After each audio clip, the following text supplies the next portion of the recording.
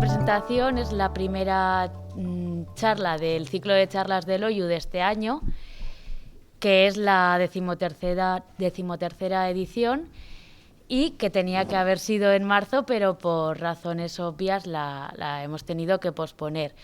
Y ahora hemos decidido retomarlo, ¿no?, apostando por la cultura segura y dándonos estos regalos de tiempo, ¿no?, dejando que por lo menos nuestra mente se distraiga en esta época pandémica que estamos viviendo, ¿no? Y bueno, eso, muchas gracias por venir, Joseba Ezeolaza, investigador de la vida de Federico García Lorca, impulsor del movimiento en favor de la memoria histórica y colaborador habitual de la prensa navarra, que nos mostrará el lado más activista del poeta y cómo, a través de su compañía de teatro La Barraca, intentó hacer llegar la cultura a las clases populares. Autor de los libros Apuntes de Servilleta y Camino Oscoz y otras historias del 36, hoy viene a presentarnos su último trabajo, donde nos invita a reconstruir aquella época caracterizada por los esfuerzos del gobierno republicano por avanzar en temas como la educación, la cultura y el avance social. Y bueno, en una entrevista estuve el fin de semana pasado cotilleando un poco por eso, he hecho la tarea, y en una entrevista presentando este libro, pues decías que la historia de Federico García Lorca es una historia que merecía la pena contar, ¿no? Entonces, adelante, porque nosotros pues merecemos escucharla y leerla. Gracias. Algunas veces, o muchas de las veces que he estado aquí hablando de memoria histórica, que ya van unos cuantos años haciéndolo, casi siempre sale un tema recurrente, que es la ideologización o la politización de las personas que fueron fusiladas, en Lodosa o en Navarra, ¿no? Y siempre hemos intentado trabajar o deconstruir uno de los grandes mitos del franquismo, que es que los mataban por envidia, ¿no? Eso no es verdad. No hay ni un solo asesinado, ni uno que lo mataran por envidia. Primero tenías que ser de izquierdas y luego operaban otras cosas, ¿no? Pues que tu caballo era grande, que tu terreno era grande, que habías tenido una pelea, pero no hubo ni un solo asesinado de derechas. La envidia siempre apuntaba a la gente de izquierdas, ¿no? Hago esta pequeña introducción porque con el asunto de Lorca pasa algo parecido. Muchas veces nos han dicho que asesinaron a Lorca por su orientación sexual, y es cierto que eso tuvo cierto peso, ¿no? Pero no fue algo determinante, no fue eso lo que determinó, si no hubieran asesinado a más personas homosexuales en toda España, ¿no? Eligieron a Lorca por muchas razones, porque era homosexual, porque era republicano y por su apuesta por la cultura popular, ¿no? Lorca, y es cierto, no militó en ningún partido político, sí que lo hizo Rafael Alberti del Partido Comunista y otros poetas, Miguel Hernández, en fin, todos estos que conocéis, ¿no? Lorca no militó en ningún partido político, pero sí militó en la causa republicana. No solo su poesía, no solo su teatro, sino que además sus charlas y su propia acción demuestran claramente todo esto que estoy diciendo, ¿no? En Lorca, además, la mujer es el centro de su actividad política, vista además desde una posición muy protagonista y muy revolucionaria.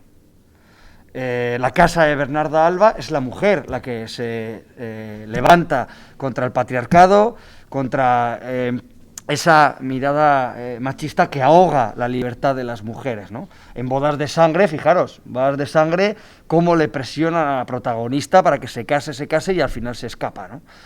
O la gran obra de Lorca, donde aparece la mujer como superheroína, es Mariana Pineda, que escribe una bandera donde pone libertad, una bandera republicana, y le asesinan por eso en Granada, al final de la calle Elvira, ¿no?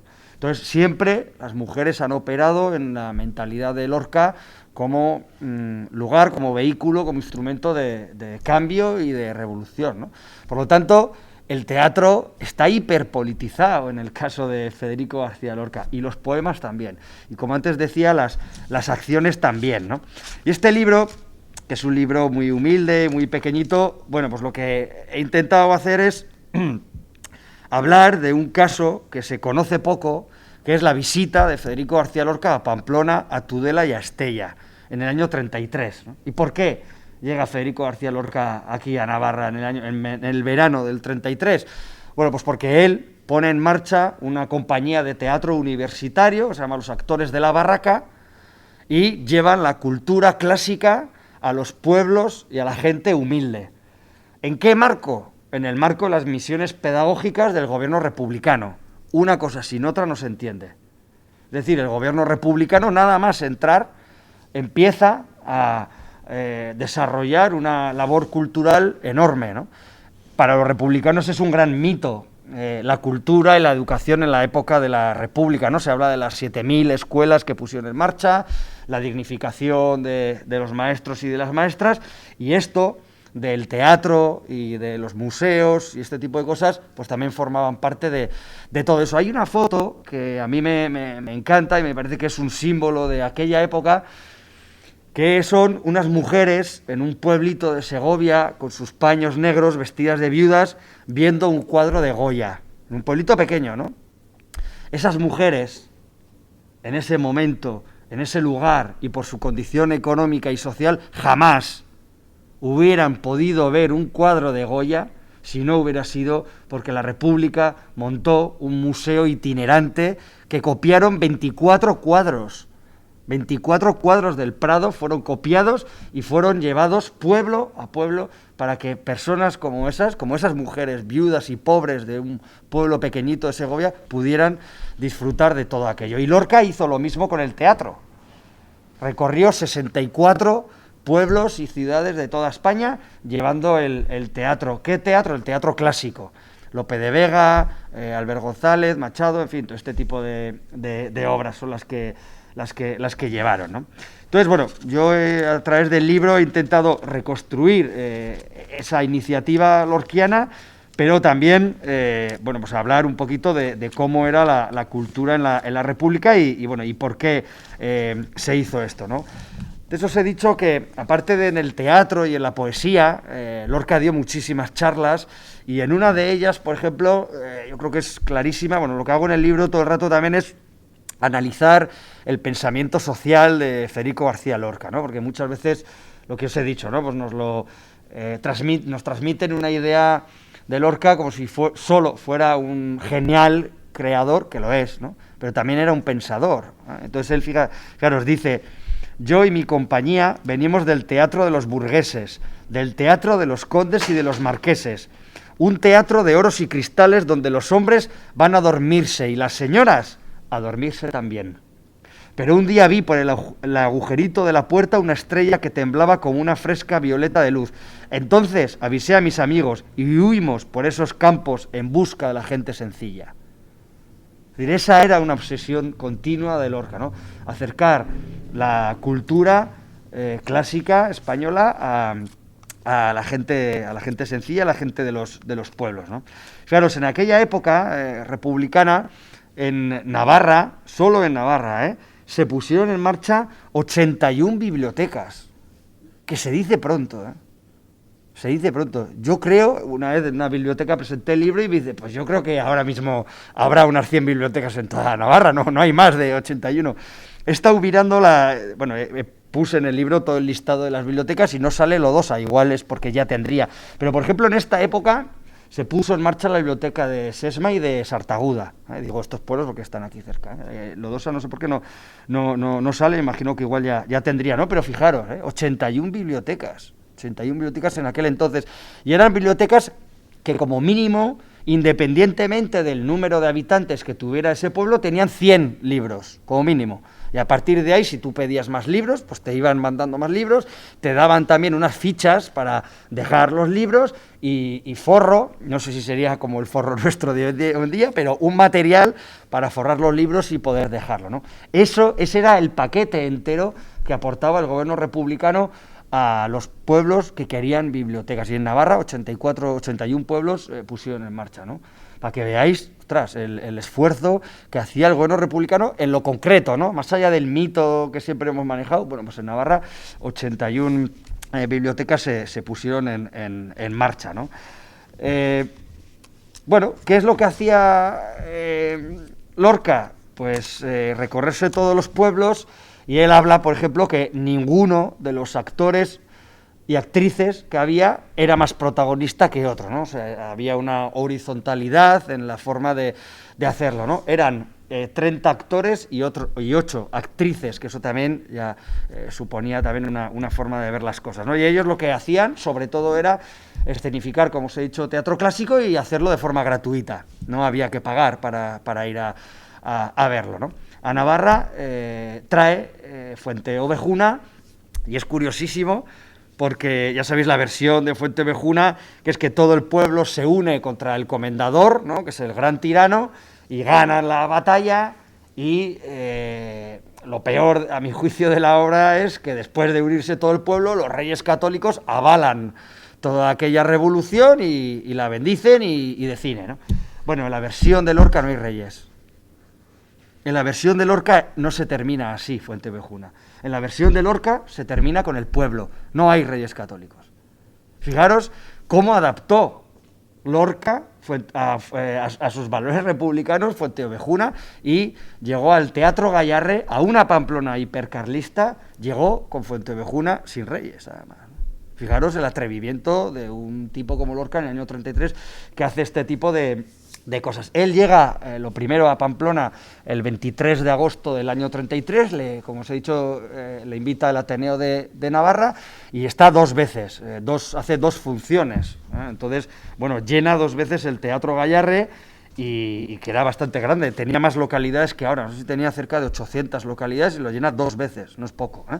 Y, bueno, pues esto de investigar, he encontrado la factura de Federico García Lorca, de la Compañía de los Actores de la Barca, alquilando el Teatro Gayarre, que le cuesta 1.000 euros los 2 días, ¿no? Y esto provoca una bronca enorme en el Ayuntamiento de Pamplona, y pues eso, como hemos sido concejales y cosas de estas, fui a ver las actas y el debate, ¿no? Qué es lo que había sucedido, y los carlistas pues dijeron que había que cobrarle a Lorca el Teatro Gayarre, y los republicanos decían que había que cederle gratis el teatro y además hacerle un recibimiento y un lunch. Como en aquella, justo en el año 33, ganaban las votaciones los republicanos, pues se le cedió de forma gratuita el Teatro Gayarre, y se le acogió bastante bien, ¿no? Ahí hubo también un pique en la prensa de Navarra, el Diario Navarra y el Pensamiento Navarro y La Voz de Navarra, bueno, trataron el asunto de forma muy secundaria, y la revista Trabajadores de la UGT, pues sí, que le dedicó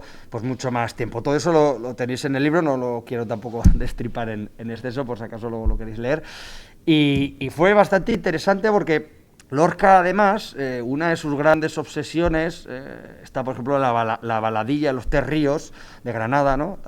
Un poema muy conocido. Bueno, le obsesionaba mucho el río y ese tipo de cosas. Y le llevan a una sociedad gastronómica. ¿Dónde le vamos a llevar los de Pamplona, los de Navarra, a un tipo de fuera? Pues a comer a la sociedad gastronómica. Y le llevaron a una sociedad gastronómica que se llama Laguna Artea, que está justo en la Magdalena. Y él se quedó alucinado porque en esa sociedad tiene frontón y río, las dos cosas, ¿no? Y es una de las cosas que en el recuerdo de Lorca aparece ahí bastante marcado, ¿eh? Dándole vueltas a quién le habría podido haber llevado ahí, por qué recaló en Laguna Artea y por qué le gustó el frontón. Bueno, descubrí que con él, en la residencia de estudiantes de Madrid, estudió un hombre, José María Navaz, que era de Pamplona, primero comunista y luego, yo creo que no sé si antes de la guerra se hace también del PNV, y luego ya, bueno, termina de director del Acuario de San Sebastián, estudia con Lorca él, y es el que le lleva ahí a Laguna Artea. Y bueno, he descubierto una fotito, que me lo pasó la familia, de Federico García Lorca con Jesús María Navaz en Madrid, ¿no?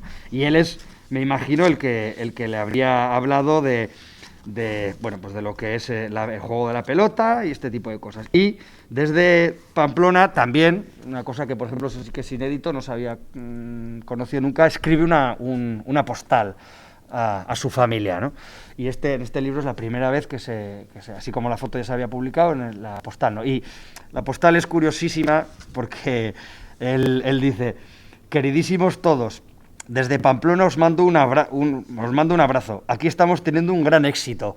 Hoy nos vamos a Jaca, donde estaremos 2 días, y después iremos a Huesca. Seguir recibiendo postales de sitios raros. Claro, para un tío de Granada, pues imagino que Pamplona era un sitio rarísimo, ¿no? Esto es lo que le expresa a su familia. Bueno, después de comer bien en Pamplona y de estar dos días, no he podido encontrar en qué hotel o dónde se pudieron alojar, no, eso ya no se me ha escapado. De aquí se fueron a Jaca, que no les prohibieron actuar, dice el alcalde de aquella época, que por miedo a que hubiera demasiada gente en el teatro, porque es verdad que se agolpó mucha gente en el teatro, ¿no? Luego en Huesca también anduvieron mal, y de ahí bajan en torno al 28-29 de agosto a Tudela. Ya sabéis que en Tudela en aquella época había un ambiente republicano muy, muy potente. Me parece que de 14 concejales, 13 eran republicanos, ¿no? Entonces la cogieron bastante bien, y uno de los recuerdos de uno de los que iba con él, Luis Sáez Calzada,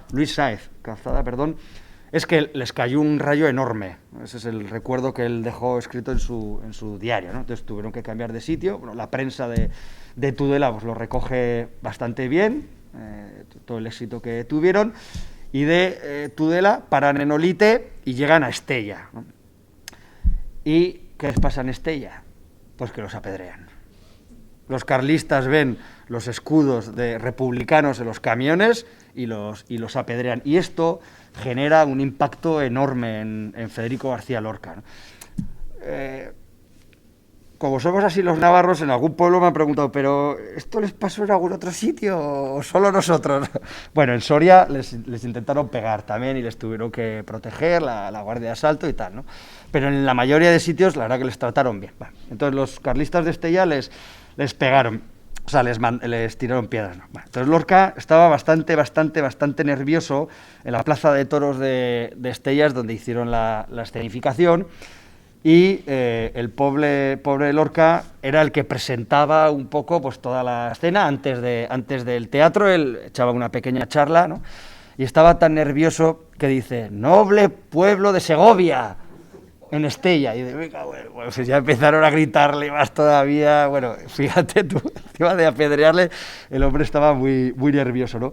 Pero luego Lorca se reconstruye ahí y les pega un mitin considerable sobre la militancia de esos 30 chavales y me imagino del mismo, de llevar la cultura a los pueblos y tal, y al final, bueno, pues la obra es un éxito, la gente está contenta, les aplaude y todo el mundo con bastante éxito, ¿no? Pero fijaros cómo empieza el asunto en Estella, ¿no? Y esto en toda la compañía y en Lorca genera, bueno, pues cierto trauma, ¿no? Si se puede hablar así.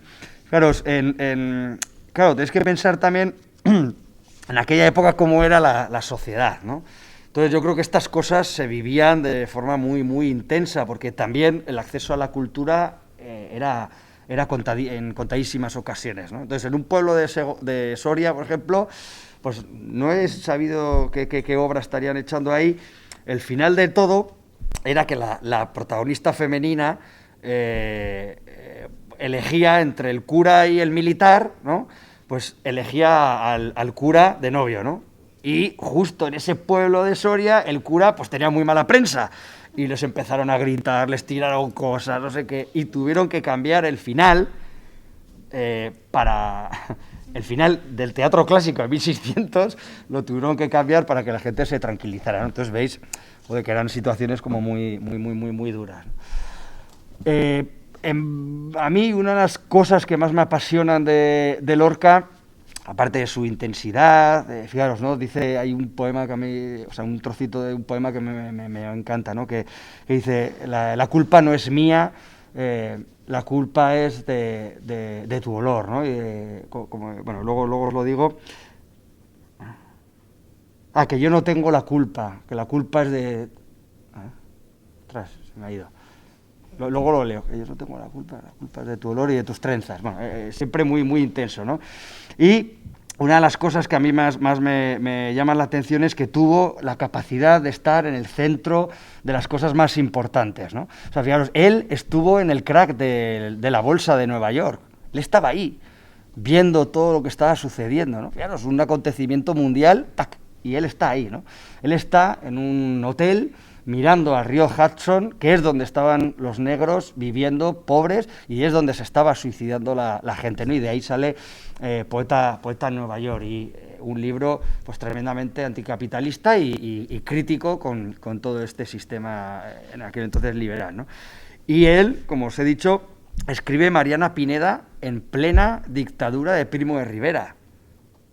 O sea, que había que tener también agallas para escribir esa novela en ese momento, ¿no? Y él, como os he dicho, también está en plena efervescencia republicana, haciendo estas cosas de los actores de la barraca, ¿no? Él estaba en el 36 en Madrid, va a Granada el 18 de julio, la gente se cree que va el 18 de julio para escaparse, no, va el 18 de julio porque es San Federico. Es el santo, entonces él tenía costumbre, una familia muy católica, y tiene la costumbre de ir a Granada. Ya sabéis, bueno, cómo van las cosas, ¿no? Él van varias veces en busca de uno de los jardineros que tiene su padre ahí en la huerta de San Vicente, que era de la CNT, y él pues se asusta bastante y se refugia en una de las casas de los falangistas más conocidos, que son los Rosales, uno de ellos, Luis Rosales, uno de los mejores poetas que ha tenido este país, ¿no? Ahí se refugia.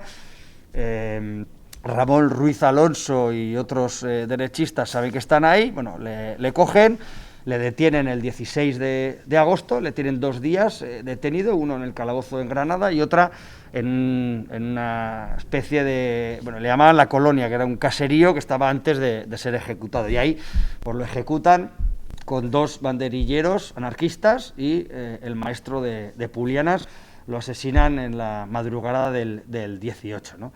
Desgraciadamente, pues no se ha podido encontrar sus restos, y esta es pues otra más de las tragedias de este país, de lo que vivió durante el franquismo y la guerra civil, ¿no? Lorca, como os decía, bueno, era un hombre muy intenso, y con esto ya voy terminando, y si queréis hacemos ahí una pequeña tertulia con el asunto, y así me dais tiempo a recordar el poema este, porque es la primera vez que me pasa que no me he acordado. Dice él, fijaros, en una carta que envía a su padre, y con esto termino siempre el libro y también las presentaciones, porque me parece que le describe muy bien, ¿no? Dice, él le dice a su padre: a mí ya no me podéis cambiar, yo he nacido poeta y artista, como el que nace cojo, como el que nace ciego, como el que nace guapo. Dejadme las alas en su sitio.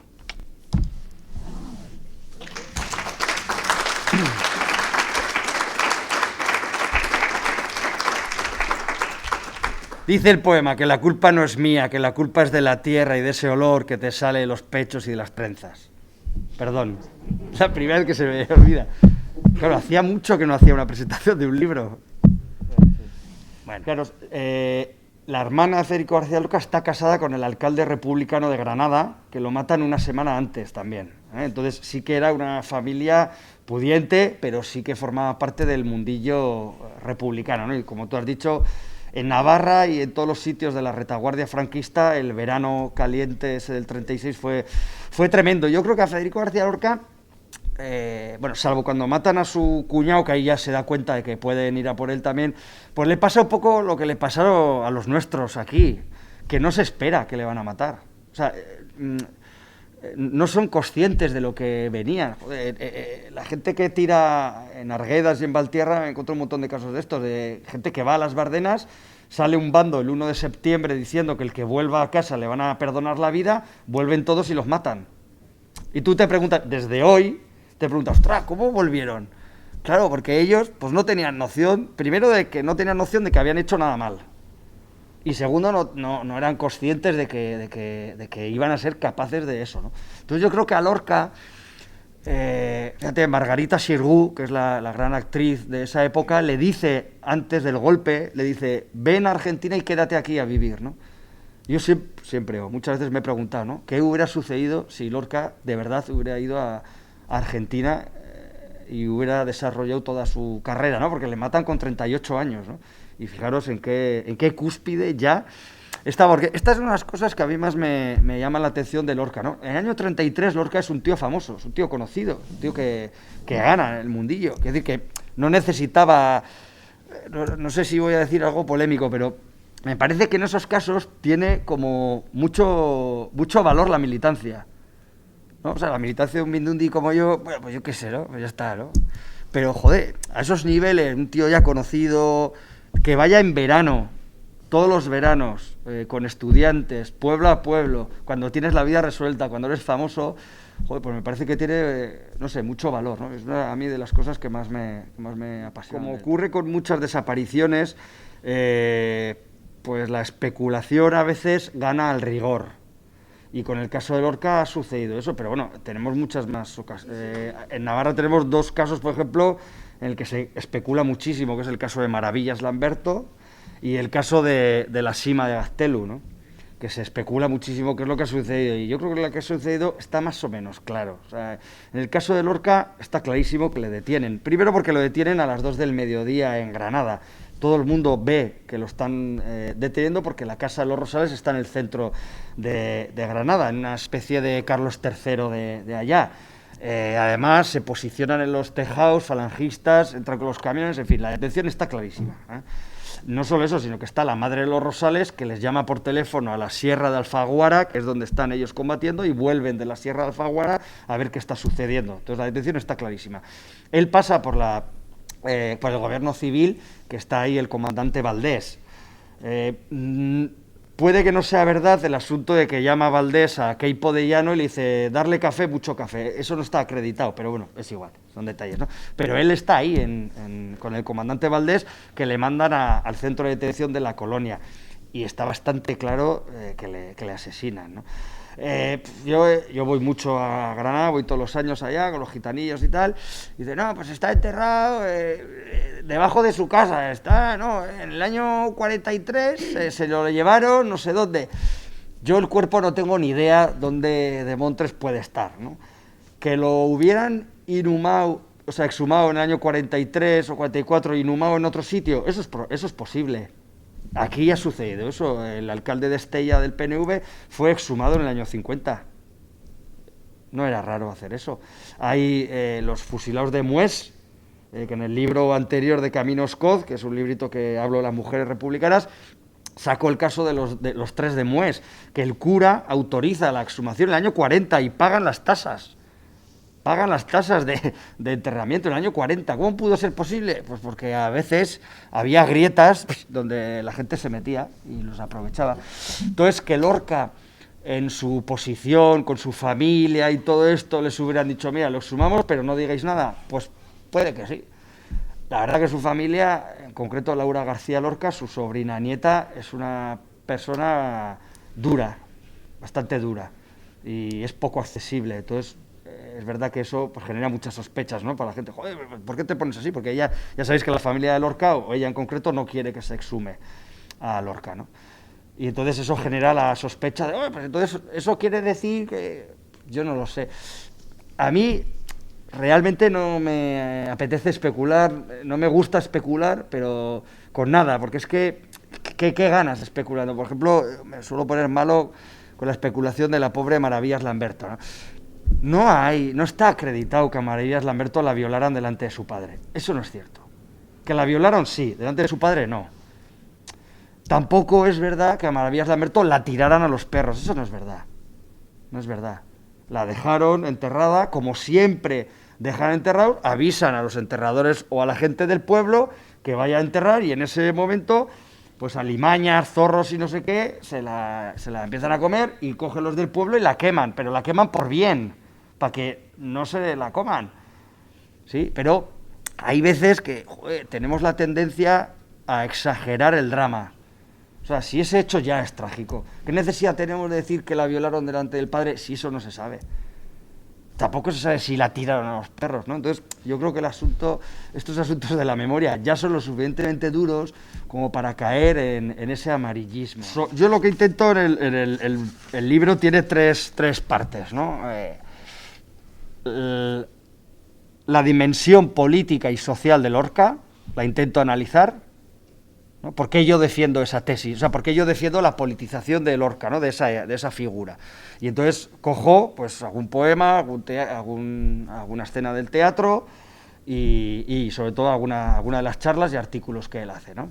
En segundo lugar, hablo de la experiencia de la cultura en la República, cómo era, cómo se organizó todo aquello, y planteo, por ejemplo, fui a las actas del Congreso en el que se debate por primera vez esto, ¿no? Un ministro en un debate del Congreso de los Diputados, en los presupuestos, que es donde se aprobó una partida de ayuda a los actores de la Barca, se debate sobre esto, ¿no? Bueno, hablo cómo organizó la cultura en la República, porque es uno de los grandes mitos que nosotros teníamos y creo que merecía la pena, bueno, pues aclararlo, ¿no? Y en tercer lugar, y sobre todo, hablo de cómo fue la experiencia de Lorca en Navarra, cómo le tratamos, cómo lo recogió la prensa, a dónde se le llevó, por qué vino aquí, qué discursos hizo. Entonces, bueno, he logrado el discurso de Lorca en Estella, ¿no? Entonces, bueno, voy planteando la postal, en fin, todo ese tipo, bueno, sobre todo tres partes, ¿no? El pensamiento social de Lorca, la cultura en la República y la experiencia de Lorca en Navarra, ¿no? Os quería dar las gracias a Loyu, en fin, a todos los que formáis parte de este colectivo, es un placer que hayáis pensado en mí, a todos los amigos y amigas que habéis venido desde hace tanto tiempo y bueno, pues que hayáis venido a disfrutar de la cultura segura, que eso está siempre bien. Muchas gracias.